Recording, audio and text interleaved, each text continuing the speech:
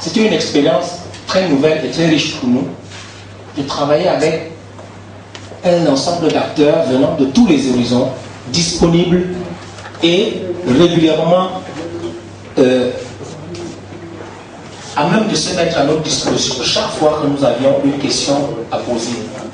Pour nous, vraiment, c'est une des choses qu'on met à l'actif de la mise en place de ce groupe de travail. Par la suite, nous avons collecté les données que nous avons analysées et naturellement, un atelier d'évaluation a été animé. Il y a un atelier de finalisation et en ce moment, nous sommes dans le processus de suivi de son adoption.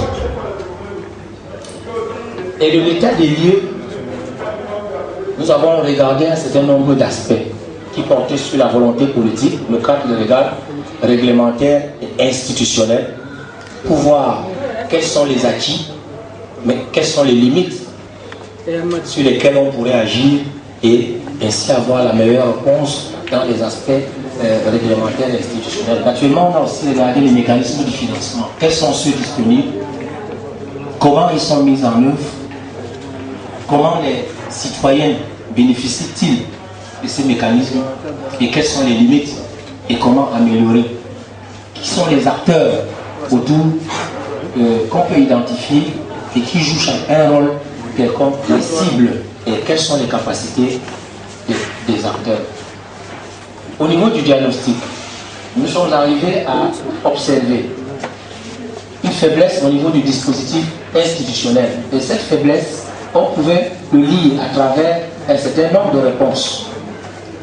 L'exemple de l'absence d'un office national de l'habitat ou d'un fonds national de l'habitat, ou d'un dispositif de régulation des prix des matériaux de construction, ou alors une faiblesse dans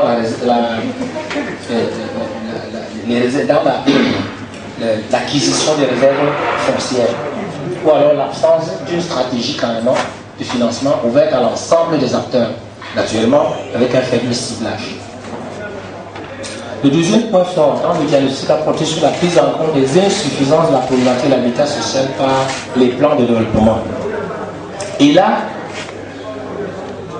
200 000 logements, 54 000 parcelles sécurisées dans 10 ans sur une demande de 800 000 unités. D'ailleurs, on parle d'1 million aujourd'hui.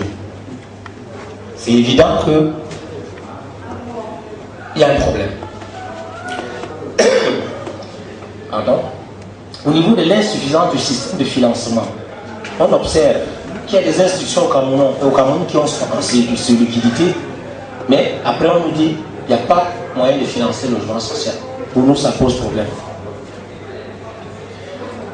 Il y a la faible capacité des acteurs qu'on observe dans les aspects émergence récente des coopératives et mutuelles d'habitat. Et là, c'est très intéressant de voir que c'est très